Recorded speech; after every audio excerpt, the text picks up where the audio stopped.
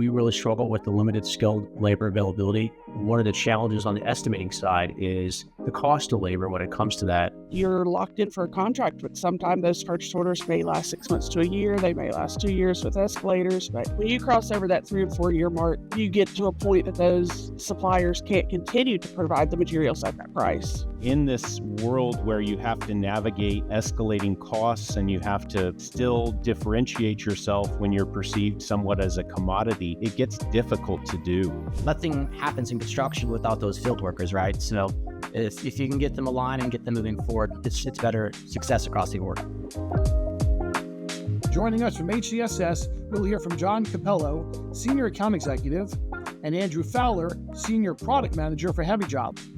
We're also excited to welcome Bill Oberlander, Senior Estimator at North Star Group Services, and Melissa Mott, Lead Specialist for Project Controls and Audits at Rigid Constructors. We will learn about our presenters shortly. Now, I'll be rejoining our presenters towards the end to answer any of your questions that come in throughout the webinar, so don't forget to submit them in the Q&A section of the webinar console. And with that, let's get started. Over to you, John. And so my name is John Capello, Senior Sales Account Executive for HCSS.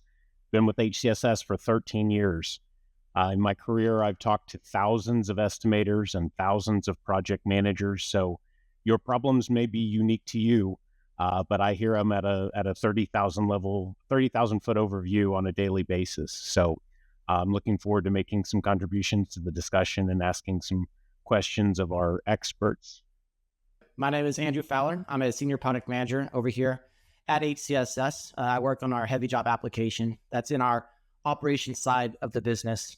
Similar to John, I've talked to a lot of customers about the issues they face, all the way from the foreign in the field up to that president back in the office. So I'm here to add in that side of things of what does it look like globally across a lot of our customers in inputting those types of information as our experts go through and give us their side of it. I'll go ahead and kick it over to Bill. Good morning, everyone, or good afternoon, depending upon where you're at. My name is Bill Oberlander. I'm a Senior Estimator at North Star Group Services. I started in the industry quite a while ago, 33 years ago, and I've been estimating with HCSS products for about 24, 25 years. So currently, I'm in the environmental industry, but I've also played in the heavy highway, site work development, heavy civil industries, and also own my own consulting firm that did a lot of estimating and pre-construction advising. I'm the Lead Specialist of Controls and Audit with Rigid Constructors. I have been in the industry almost 21 years. I've done everything that you can imagine, from accounting, project management, estimating, assisting in those departments. I've been using Heavy Bid for almost 20 years, and I've been using Heavy Job for most of that time. I've actually done one installation and came in the middle of implementation on the current job I'm at now.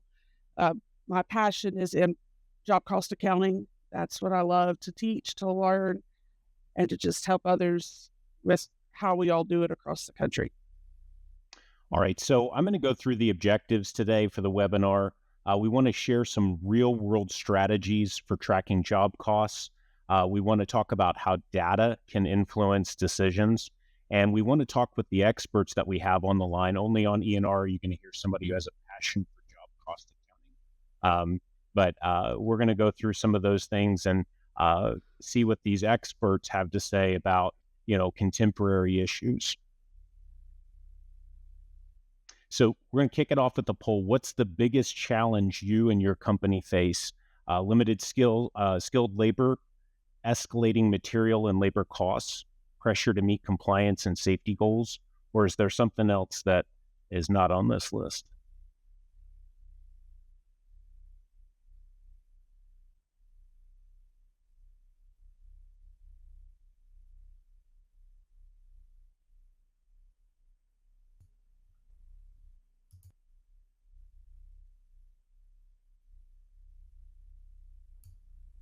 Looks like we're getting a split between two, so a few more coming in.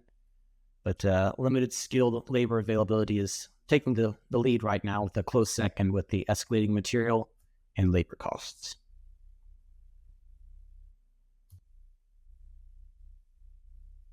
All right. So I'm gonna kick it over to our experts and get them to weigh in. So what has been your experience? Bill, we'll start with you. What's your biggest challenge at North Star? Well, I think the poll says it all. The limited skilled labor availability and now escalating material and labor costs. Those are right on. Those are the top two. We really struggle with the limited skilled labor availability. We are in the environmental industry, environmental remediation. So there's some definitive skills that we're looking for. And we work all over the country. So when we move into a new area, we try to get as much local labor as we can. However, many of the sites that we work on are remote. They're not available. And not only that, it's just getting everybody to the site is difficult. So one of the challenges on the estimating side is the cost of labor when it comes to that, being able to provide per diems and travel expenses and those types of things. We want to take care of our folks. And it does increase the cost. So we're seeing an increased cost that we're facing just to work with that limited skilled labor availability. Melissa, how about you?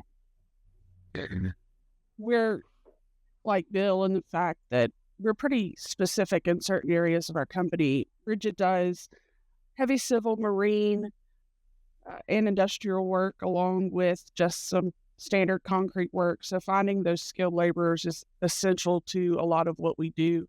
Another thing that we're seeing is finding management level and superintendent level employees, or we've recently gone through turnover with that. So finding that is important. Rigid tries to stay very competitive with those current markets of per diem and salary and things like that.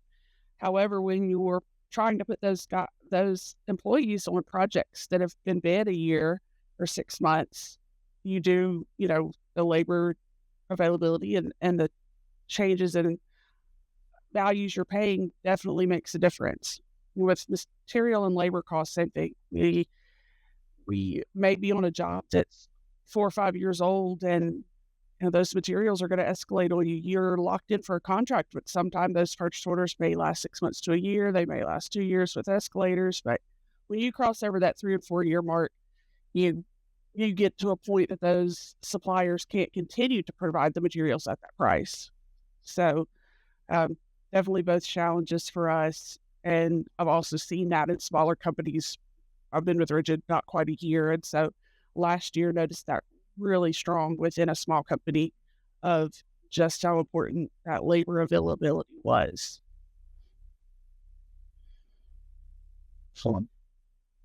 Well, so we're going to go through some of the objectively.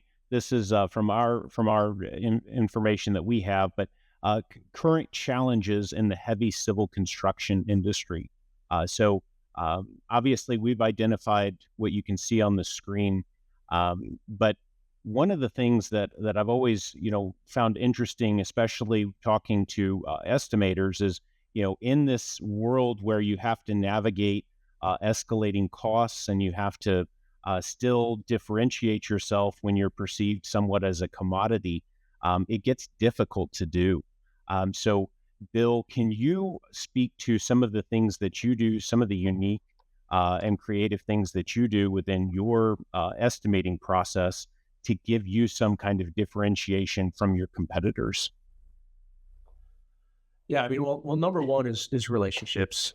If it is trying to develop the best relationship you can with the client, when you're low bid and you're a rip and read contractor, it's difficult to develop that, and you become a commodity. The best way that I've found is to get involved with your client, follow up with your client, try to meet the need that your client is reaching out to you, but not just answer the RFP, but really try to dive in and figure out what they're trying to solve and provide unique solutions for that. That's probably the best way that we can be a differentiator and to make sure that we're known for our services. Not only high quality, everybody strives for high quality and those types of things, but really getting involved with your client's problems and trying to find a solution base. When the 2022, I would talk to some contractors, usually larger contractors, and I'd ask them how they are navigating increasing costs and those types of things. And a lot of times they would say, well, we have contracts, so they didn't really feel it. And everybody has some kind of issue. The estimating focus. So, obviously the estimate is the lifeblood of your company. You have to win jobs in order to feed the families that you employ. So, can you speak to? You can take any of the topics that are listed on the screen and talk about your best practices and how you manage teams and what you do in order to navigate these items. Yeah, it's a great question. Thanks for that. I would say probably out of those 3 bullets that you have there, the one that I really want to dive into is number 3, using historical data and production rates to drive smarter bids. Historical data and production rates are paramount. If you have the ability to keep track of them and you have the structure to do that, I kind of look at estimating and job costing as Melissa is talking about as a big circle, right? And it's connected. It shouldn't be 2 parallel lines that get handed off to each other. It's a big circle. One feeds the other, and then more accurate historical data goes back and rolls into estimating. The better the estimate, the better the job costing blueprint. Estimating isn't all historical data by any means. Otherwise, we'd just be pricing widgets, right? Everything has a feel to it, and everything has an understanding to it. But there's a fine balance between that. Is the way I look at it. But having that historical data to lean back on and see if you're even in the ballpark, or if you have 2 years, 5 years, 10 years of similar projects and similar type activities that you've tracked, then you can kind of take a look at that and say, all right, well, I'm $5 a unit on my estimate, but my historical is saying I should be at $3.74. What's different? Then you can identify and really hone in on what are the different types of things we're dealing with here, and really have a good grounding on your estimate accuracy. It is the financial blueprint of the job. It is the first step. I had a boss one time that said you're the tip of the spear. You pierce the veil to allow the construction to happen. So you have to be accurate. That's kind of some of the things I look for is I really enjoy the type of work that Melissa does to bring historical data to the estimating side. Yeah. And Melissa, I know you had a unique take on that. Just out of curiosity though, Bill, when you look at something from a pre-construction perspective, do you start thinking in terms of dollars, or do you start thinking in terms of man hours? What immediately pops into your head when you're reviewing a project?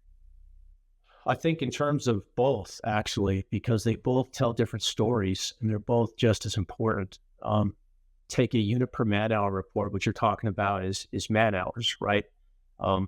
That is timeless. When you take a look at production rate costing, that's timeless. It doesn't matter if materials have increased, equipment rates have increased, labor rates have increased. If you can do so many units per hour, that's a standard.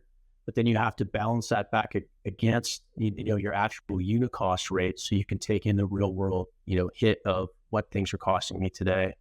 But I look at both, John. I don't think you can look at just one or the other. They're both very important in different ways. Yeah, and Melissa, you've explained in the past that the information you're collecting at the field level provides that feedback to the estimating. So what do you do to mandate that the folks in the field are going to capture the data that they need, so that we can track and make sure that the estimate was realistic when we want it? So we are actually strongly pushing and auditing the information that our field guys are putting in our workers. So we audit daily. Like, I have taken to reviewing different reports. We do use Heavy Job. It's a great tool. I love the reports that are in there that I can audit and set up specifics on, are they doing their production quantity entry? Are they reporting their equipment hours? Are they doing the things like that? And so every day I look at and run a report, or look at a time card, or search in my field for proper hours, to make sure that not only do they understand the system, because if you do choose any sort of technology, whether that's HCSS or whatever product is out there, technology is taking over, a lot of ways in construction. And so when you're moving to that, making sure your people understand what they're doing within the technology is extremely important to start and get that data correct. So we do a lot of, we're pushing out training, and then I just audit those things. I want to make sure if you put a zero production quantity for that day, tell me why. We utilize an option of tags. And so it says, I utilize it. I can't use this today because it was a rework item, or there's no production because we had to fill this hole in. There's just different ones out there. And we want to make sure that everything being put in can be looked at without picking up the phone and having a phone call. We want upper level management or project managers, president of the company, to just look at that daily digest and see, hey, I know what they did today. So what happens is it just makes our data more and more accurate at the end of the day. First off, number one, for that real-time information for that supervisor to make adjustments for the next day, but then again for those historical bids, and making sure that when they are looking back on a job, our estimators actually do ask us and come to us and say, hey, how did we do? What can we do different? What should have we done? And so just making sure our employees understand what they're putting in the system, and then just auditing and checking what they are doing apart from the normal. Most companies, most project managers are going to go review their costs. That's, I would say, a standard in what we do. But I think auditing that, we're unique in that my job is to train and just audit people, check, are you doing what you're supposed to do? And one of the instances that we got into was, the tag and the zero. And I said, I'm not auditing a zero. I'm auditing, are you doing it? Did you really put that production quantity in for that day? And that's important, because when you're looking and you're running on a unit cost basis, that production quantity matters for the bigger number. And I said, if you're not doing the little things, the fundamentals, the tiny parts, how am I certain you're going to be doing the bigger things and the job reviews and the analyzing at the end of the week or end of the month? Melissa, I think that's an excellent example. The audit is something that I've heard at a few companies. I've heard it called the compliance meeting and things like that. My question as a follow-up, how are you instilling a sense of accountability back into your field managers to make sure that that is being done? So our field managers are amazing when it comes to what we've done. I probably have every one of their numbers on my phone. They will call me, text me, email me. They know that they can any time of the day. I am available to them, to teach them, to help them, and to learn. And they have taken so much ownership of that. Historically, the company hasn't pushed that ownership down to a lower level. So because they've gotten that tool now, they have jumped on board and they hold themselves accountable. I don't really have to do much. Those guys hold themselves accountable. And because they are at their own level, honestly, they're pushing it upward. It's going backwards. Typically, we want our larger managers and our VPs and our presidents to do the big buy-in, and we push it downward. And we're seeing it backward. And I from all the different places of doing what I do, I love watching these seasoned workers buy into something and want to learn and do better and see their cost and put the detail in and make sure everything's correct. It's interesting. But I do, like I said, I do daily audits. I send them an email. I'm like, hey, so-and-so's missing this little time for today, or hey, your hours looked a little off, or this looked a little off. And I just, I send that straight to them. And 9 times out of 10, my phone is going to ring within 30 seconds of that email being opened, because they've bought into it so much. They want to know. When you give someone that ownership, they run with it. Our guys have. Yeah, it really is amazing. Whenever you give the tooling down to the field, it's that field first mentality. It just changes the organization and creates better results across the org, because nothing nothing happens in construction without those field workers, right? So if you can get them aligned and get them moving forward, it's better success across the board. Yeah, and one thing I have told, gosh, I can't tell you how many hundreds of people through my career, I've always made every person I work with understand my job is supporting you. I don't get a paycheck if you're not out there in the field getting that work done every day. And so my job in probably 90% of the roles that I've done in construction are just complete support of, those field guys. I did spend 1 year on a job site where I was a little more involved, but, even then it was a support role. And so just letting them know, I'm here to support you. I'm here to make your job easier, not make it harder. And I think that's an important thing. Anyone in a support capacity, job cost capacity, accountant capacity, project controls, all those places is making sure those workers understand my job is support you. How do we get bigger? How do we grow? Absolutely. And Bill, I had a follow-up question for you as well. Concerning that historical data, a lot of our contractors work in regional offices or in regional capacities, say in the city of Dallas as a good example.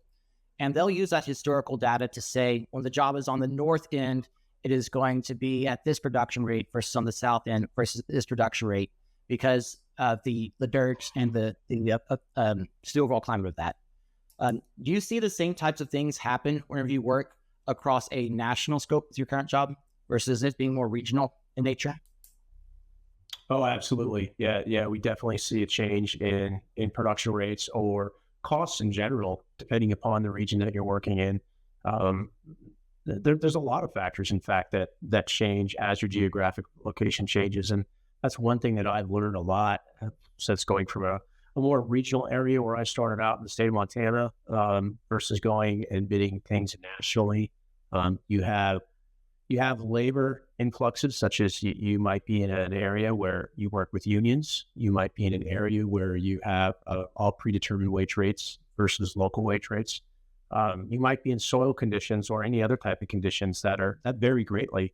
So, when you're keeping track of those costs, those historical costs, and you get back to the other side of the circle where Melissa's kept track of all these costs, and now on the estimating side, we can utilize that for data-driven estimates. You have to understand where you're at and what those variables are that might change. It's not going to be just because this item costs you X amount per unit here in Texas, as you said. It's not going to cost you the same in New York State, right? Lots of variables there, just like our beautiful country. There's diversification everywhere.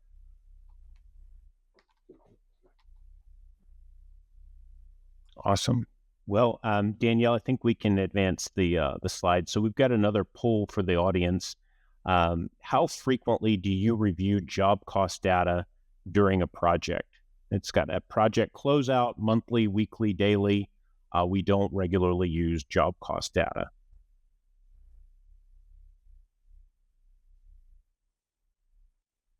While we're getting the votes, this is always an interesting one for me in a setting coming from multiple size contractors and a few over the years, because I have been in the companies that go, wait, job costs, but we don't look at that.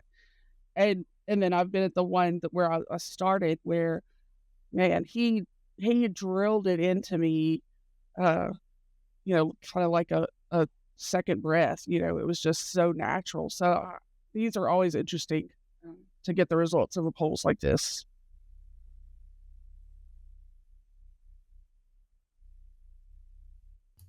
Yeah, and great responses here. Looks like weekly leading the way, with monthly coming in as the second option.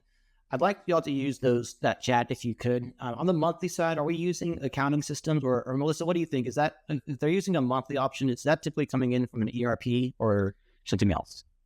Typically, most monthlies are an ERP. I know that's how we do it on our end. We utilize, what's coming in from heavy bid, but not heavy bid, heavy job. But our ERP is where we gather, and that's where your source of truth is for your data, because things like accounting invoices or, labor dollars. Our setup takes, our bid rates and uses them as our hourly rates. Well, that's not accurate per penny, on that labor dollar. So our monthly are where we really kind of get the meat and potatoes from the ERP of saying, hey, where are we? Where are we running? What do we need to adjust? What do we fix? We also do weekly, or try to encourage weekly, within our organization. And that is where the heavy job information comes in vital, because it's enough. It's not meant to be the ERP, but it's enough data, it's enough cost, it's enough to say, hey, how do we look right now to make an instant change? Because if you're a month down the road and there's a problem, you're too far gone to fix it. But if I'm catching it just your Wednesday of the following week, then I bet I'm only a couple days past to go, hey, let's slow down, hit the brakes, and figure out how we change the rest of that operation. Yeah, absolutely. On the daily side, I'll see it implemented in a number of ways. It could still be back in that office, the project manager doing that review, or at times they put that into the hands of the foreman with the tools on the time card itself, with the production quantities, to look at it and say, how did I perform? And how did I perform, especially on the things that I can change, right? So what do my labor hours and my equipment hours look like? Am I tracking against the budget that was set up from heavy bid, from the original estimate? So those are things that we'll see on that daily basis, putting it more in the control of the field, but still at times having that check, like you said, that audit, that compliance check, to make sure that those numbers are correct, because without those being on point, the rest of the data is just junk out, is how to say it. Wow. That's what we're pushing on our end, is the daily view from what the foreman, it goes back to that ownership. But also we are trying to push to our guys to looking at those hours. Equipment hours, labor hours, equipment hours, labor hours. That is the most manageable thing that a foreman can adjust on any day. And if you're looking at those, if they are looking at those, then it's going to push up to the others in the departments, within the managers and the construction managers and superintendents, and, forward from there.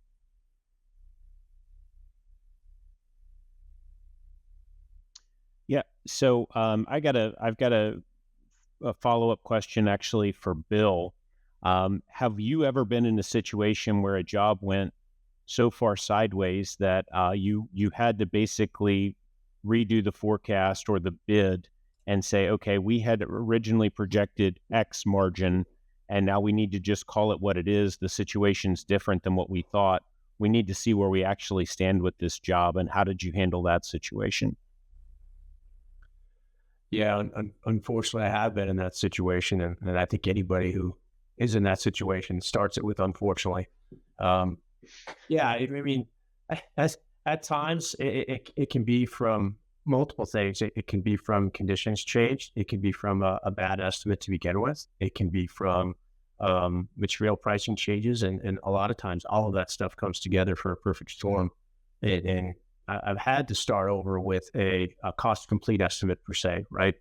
And you pretty much just start over from the bottom using job cost estimating.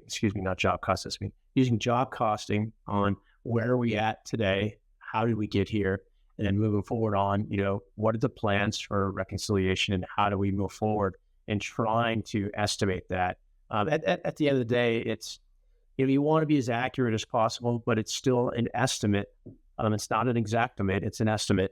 And you're liable to have those types of things that hit you. But it's not a fun process to have to go through that, because you've got a bad job on your hands. But if you can get down to the costs and re-estimate it and move up from the bottoms up per se, you can at least get yourself a handle on it and start to do a process of correction. Well, I think this is another one of those topics where we can have some pride in construction and just look back and say, we've come a long way, because typically I think there's a stereotype that construction is a laggard as far as technology comes. And the poll that we've got 11% of companies that responded that said that they do job tracking daily, that would have been unheard of 10 years ago, So I think that there's been a lot of progress. And then the weekly, that's fantastic. I hear a lot of people using some kind of digital solution now. And even 5 years ago, if we think about like a pre-COVID world, people were still doing things on paper. And I don't really hear that much anymore. So, yeah. John, if I could add to that real quick, when you're talking about the estimating side and having the right tools and the right technology, when it does come down to having to do some, I guess you call it investigative estimating, trying to figure out what happened, what went wrong, and trying to rebuild something, having the right technology that can get you down to the details. I mean, I've used HCSS Heavy Bid since it was on DOS, way back in 1997. But it has the ability to, and many other estimating programs do as well, but it has the ability to get all the way down to the activity level, the resource level, tracking level, so you can find that. And that's very important when it comes to investigative estimating, I guess what you could call it. Yeah, absolutely. Melissa, you mentioned this earlier, but that idea of the foreman in the field just really embracing that technology. I think what I found is working with the foreman, there's this perception that still lingers, and sometimes it's true that they're not technologically savvy. What I've found is that some of those guys can move through the iPad faster than I can as they switch between different applications to get their job done, for going into Teams, for going into Excel, for going into a heavy job. The movements that they have and the control that they have over that is actually insane to see in real life. So I think that we are seeing that perception of old dog can't learn new tricks. That's just not true anymore, and that people are really embracing technology now. Yeah, absolutely. I have a group of, they call themselves, we're the old guys, and they laugh because, they're literally, those fellas were still doing paper timesheets up to 3 months ago. They were writing their paper time. And even those guys, they'll call me, Miss Melissa, I know I called you yesterday, and I just walk them through, and I'm like, hey, you call me as you need me. And even those guys that, like they said, they call themselves the old dudes, still, they're embracing it and they're doing it. And because of the way their job's set up, they're just doing it because they have to track their time. But I feel like if they're ever at a point on a job that they do have that ownership, I could get them on board. It wouldn't take much because they already are willing to learn that technology. As sometimes I laugh and I'm like, it's like teaching my 84-year-old dad how to use his iPhone. And but they jump on board. And what I will say, helping in the construction industry, technology is everywhere these days. My kids barely use pen and paper at school. I don't know that I ever see a pencil in my son's hand, in junior high, because everything's on a computer. So at that laborer level these days, those guys are so used to technology that seeing technology in construction isn't a problem. We do utilize my field for clocking in and out, and we give them instructions, but 90% of them don't need them. They just realize, oh, it's an app. They download it, look at it, figure it out, and go on. And that also does, that's a great tool to give ownership for those hours and to say, hey, my supervisor didn't do this quite right or something like that, because it happens. But yeah, construction has come a long way. Like I've been in it a long time. I utilized heavy job 20-something years ago, and it's awesome to see. And it has helped. That 11% is a huge number from we did it weekly when I started in construction, but it was weekly, pen and paper.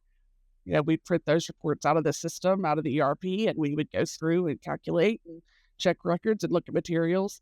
But again, that owner pushed cost, and of course he's very successful in the state of Louisiana because he's done that. So. Yeah. On a side note, my dad just transitioned from Android to iOS. So Melissa, if you have any advice for me, you can get with me offline and we'll figure that one out. Yeah, let's jump into the next topic here, setting up for accurate data. We discussed a little bit about the junk data leading to bad decisions and what we can do around auditing and that compliance checks to make sure that important data is not junk data. I want to talk a little bit about the clean data and what it means really for fewer cost codes and how to implement a system such as Heavy Job. So Melissa, if you want to maybe pick out some of that middle topics and go through some of your experiences, I think that'd be good. Yeah. So the majority of my career was spent doing Louisiana DOT work. And if you know anything about Louisiana DOT, they tell you what your codes are going to be. They tell you what those cost codes are because they match their pay items. And you don't really have to go into more detail unless you're just crazy and think that, one concrete item needs 10 cost codes. I've seen it done. But being at Rigid with where we have a marine side and an industrial, and then you have the heavy civil, and this one has a bridge on it, but this one is just a bunch of dirt. Getting those cost codes isolated and to a standard has been a little trickier. What they did prior to my arrival was they set them up to DOT codes, and my boss and I are kind of looking going, why are we set to DOT codes when that's not what we use? So we're actually looking at, do we want to alter? Do we want to create something that is more universal across all of our different departments? But we do, even though they're odd DOT codes for all the different departments, we do use a standard. Most of our jobs are set up. If you look for 72701, it's going to be mobilization, demobilization across from a marine to an industrial. It doesn't matter. That's going to be its code. Our safety, our mechanics, our, anything like that. So we did have done that to just kind of clean that up. So no matter where you go, that's what you get. Yeah, perfect. And I think whenever we look at that implementation, we've seen it go from this excitement of, I can only track 3 things right now on pen and paper, to I can now track everything. Let's go ahead and put 13, 20 cost codes in there. And it's like, whoa, hold on. Our tool can't do that. So let's dial it back into a reasonable number. So it's a back and forth to get that figured out. There's always this ongoing debate. When I talk to estimators and I talk to project managers alike, sometimes they like the control of the self-perform. And, there's always a fear about bringing in a subcontractor, especially a subcontractor that that it's a specialized sub or something like that, and you don't know what their work is going to be like. So I wanted to get some input from the professionals here, both from the bid side and from the project management side. So obviously there's a cost to subcontractors, but if that cost for a subcontractor allows you to take your self-performing crews and allocate them to another project so that you don't have 15% of your labor budget going to overtime, how does all of that play together, Bill, when you're thinking about, do we self-perform or do we subcontract out specific pieces of the bid, or we just decide we're going to run the bid or we're going to run the project, but we're going to manage subs? That's a great question. For us, labor availability is right at the top. In fact, I misspoke, but labor ability is also at the top. Whether we can produce a quality product as well as a subcontractor. A lot of times, the subcontractors that we look for ones that we have strong established relationships with, that we know the quality is going to be high. They do this day in and day out. That's their expertise. And our crews, at times, we're a bit more general. We'll do ash movement, or we'll do treated materials, but then we might also do some pipe work, right? But we don't do that day in and day out. So we need to look at not only labor availability, labor ability. You mentioned here overtime trends and core competencies, touched on that. But a real important one also is number 4 on your bullet is compliance and risk. When you're taking a look at the risk of the project and the risk of the scope that you want to subcontract out, again, it goes back to a company that does it well, does it every day, you've got a great relationship with, and we'll have a great product. Whether you can perform that at that same level or not, when you pay a little bit extra for a subcontractor, most of the time, almost all of the time, it's well worth it, because you're alleviating the risk on your own company, but you're also alleviating the risk on the on the owner, because you're hiring that expert to do it. Yeah, well, and Melissa, from the project management side, I've heard some PMs say, "Well, I would just rather do it myself." The proverbial, if you want it done right, you do it yourself, versus having to go and clean up after a sub or whatever. What's been your experience there? Yes, I have heard that time and time again. Honestly, for us, or in my experience, it's always been a matter of a lot of what Bill said, but also who the subcontractor is or what are we performing. Uh, it doesn't always come, in my line of what job costing. I want to say what's going to be the cheapest. That's my go-to. What's going to be the cheapest? But that's what we kind of have to remind those PMs on that case. Okay, so yeah, you possibly could, but can you?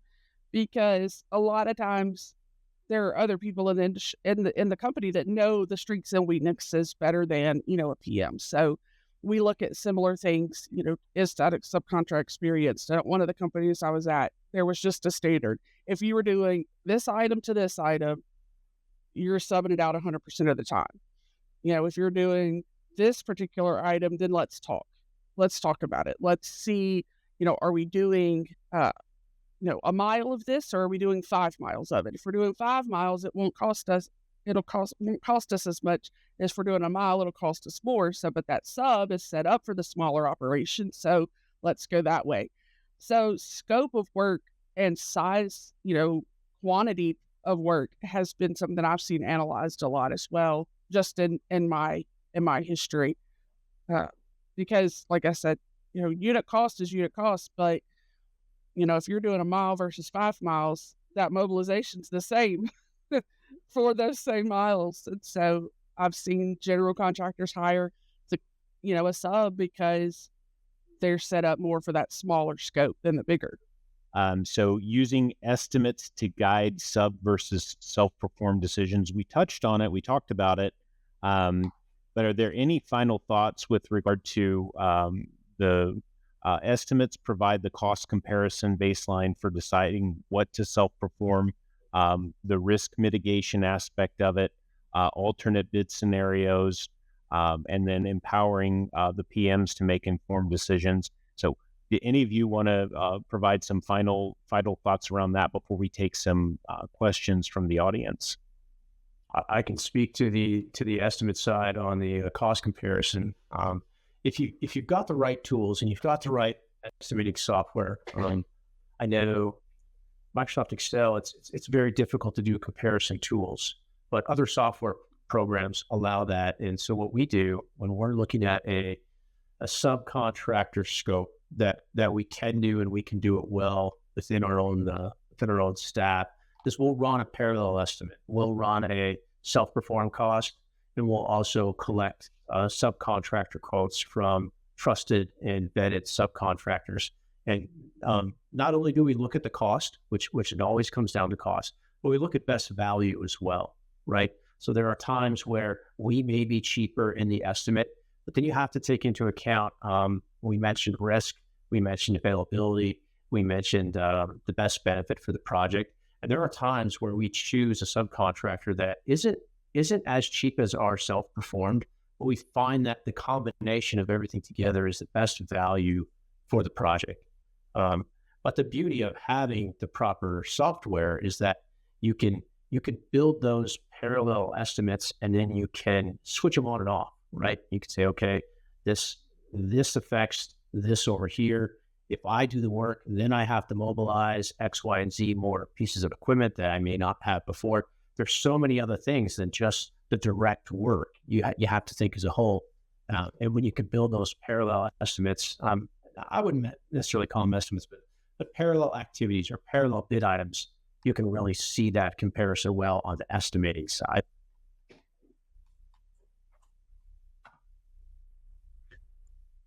Melissa, before we open it up to the questions, did you have any final thoughts on any of these items? Just looking at the last one about empowering those PMs, I think, that definitely happens from time to time in our company, where they say, okay, well, we've picked out XYZ for these reasons, but these are the reasons we haven't decided on sub or self-perform for this item. And it's at that point that the PMs can really dig into that labor availability. They can dig into what other jobs are their crews needed at the time versus are their crews this, or, like we do have a marine and a civil division. So when the civil needs marine work, obviously we want our guys to do it, but what's that availability there? We're going to make sure we've got something available. So empowering those guys is still, I think, a very vital part of using those. Let me get the detailed evaluation from Bill that tells me dollar for dollar what's going on, and then let that PM and his team make that decision. It definitely works well on the right bid item. Again, it goes back to scope of work and all of that at the end of the day. Excellent. Well, so I'm going to start reading off some of these questions. There's no particular order to it. I'm just going to hit on as many as we can before time's up. But I had a question come in. So this one's interesting. So Brad Keeley, do you do anything special to recruit your workforce now with the status of the workforce today?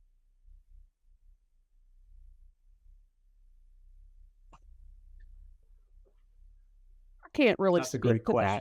Go ahead. Yeah. Go right ahead, Melissa. It's hard for me to speak to that where I'm at, because we do have a great HR department. We have a full hiring group. They've utilized LinkedIn a lot for that. And I know at our old company, it was a smaller, I say mom and pop because, I think they owned the town. Basically, we lived in. There was a lot of word of mouth that really had to happen.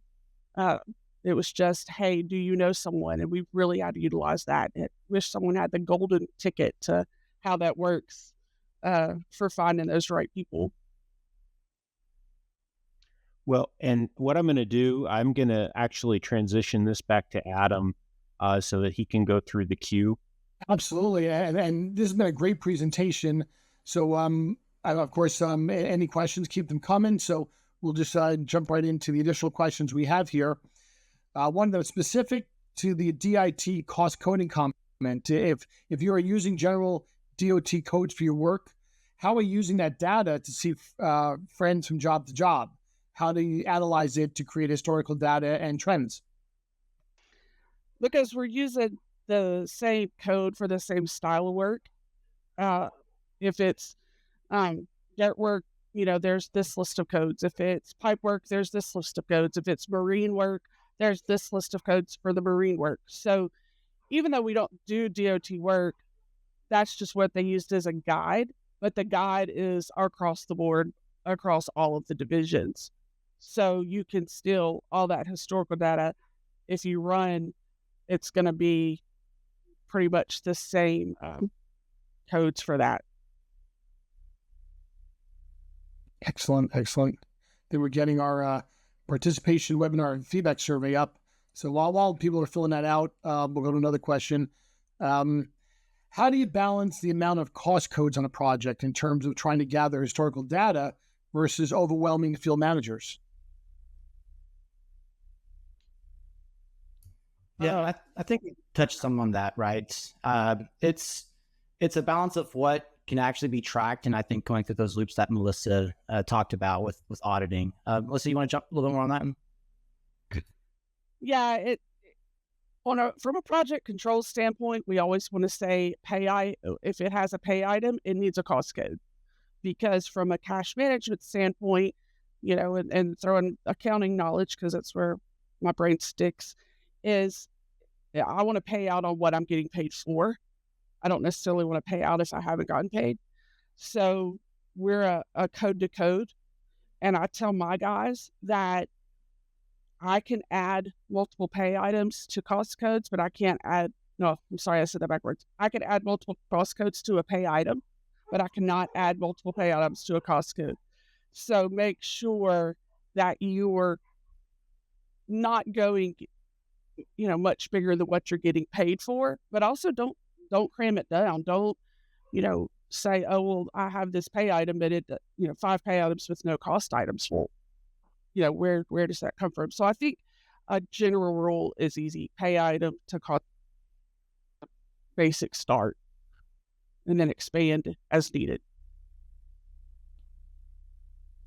Well, excellent. So I was waiting on the AI questions. How are you utilizing AI ChatGPT to reduce workload when developing and reviewing cost estimates or takeoffs? That's a really good question. AI, ChatGPT, that's all real recent technology.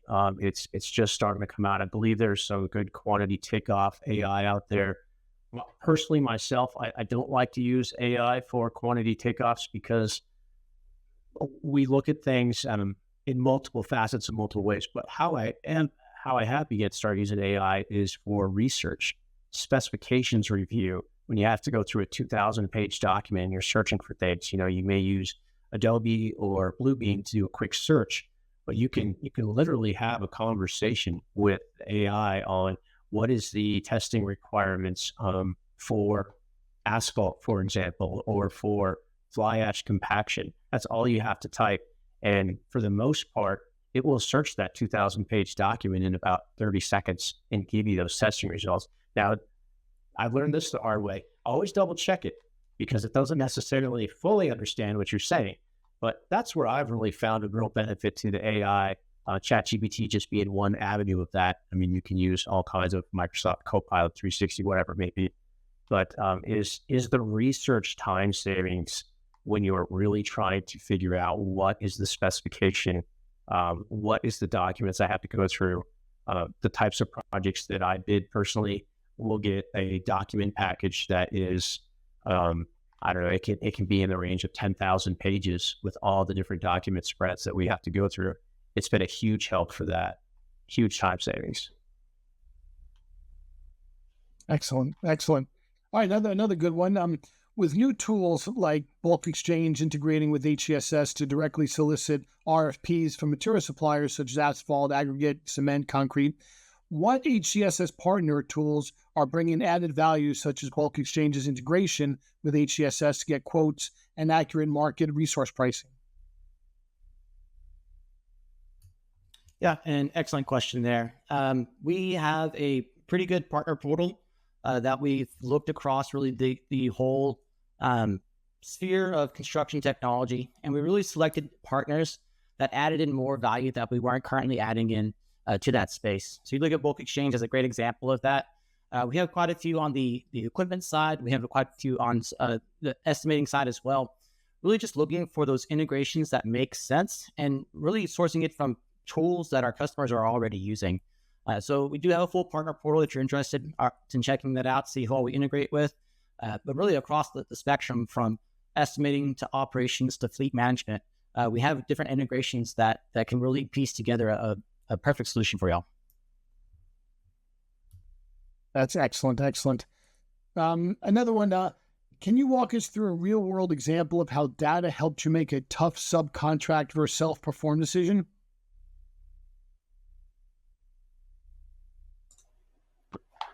Yeah, I can. So one of the tough decisions, again, as we talk about whether you can do it cheaper or whether a subcontractor can do it cheaper.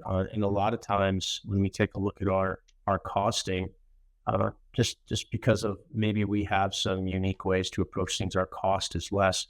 But then we go back and we look at the data, and at the other end of the spectrum on the whole project as a whole, were we able to do other areas of the work cheaper? Were we able to do other areas of the work faster? We can see that in the data at the end of the job or during the job as that subcontractor scope is moving forward.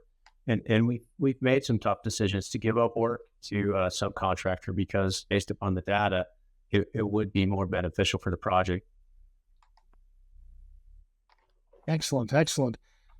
How do you balance the need for detailed cost tracking with while not overwhelming your field crews?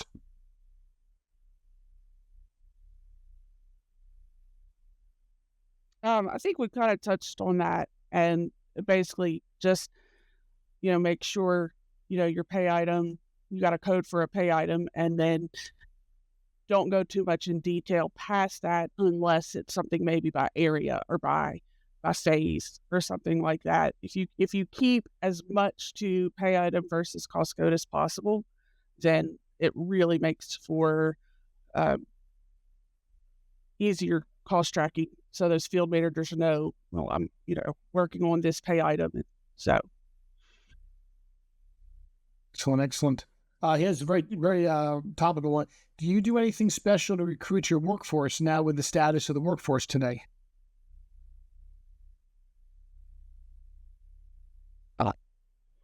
One thing that we do here at North Star, since we do work nationally and we work in different areas all the time, is even as early as at the time that we're beginning to bid the project, we reach out to the local labor force offices.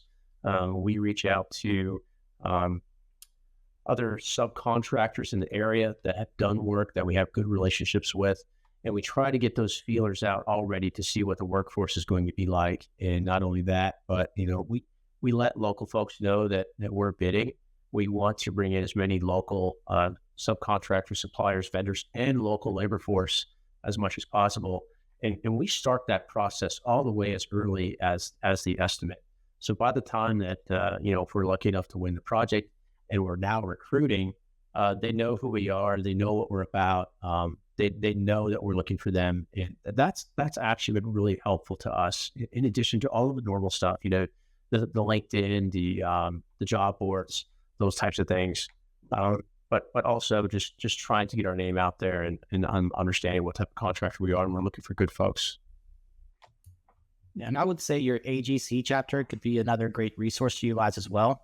AGC is heavily invested in workforce development, and we've seen some good things come out of there, both for the larger contractors that have the ability to, say, create a whole training environment and a training center, and those smaller contractors to get involved and, like you said, get your name out there. Yeah, I heard a creative company had a second chance ministry organization partner with them, and so they were able to have a nice little bench of folks that they could interview and train. So there's a lot of creative things going on right now. Wonderful. Well, unfortunately, that's all the time we have for questions today. Please join me once again thanking John Capello, Andrew Fowler, Bill Overlander, and Melissa Mott, as well as today's sponsor, HCSS.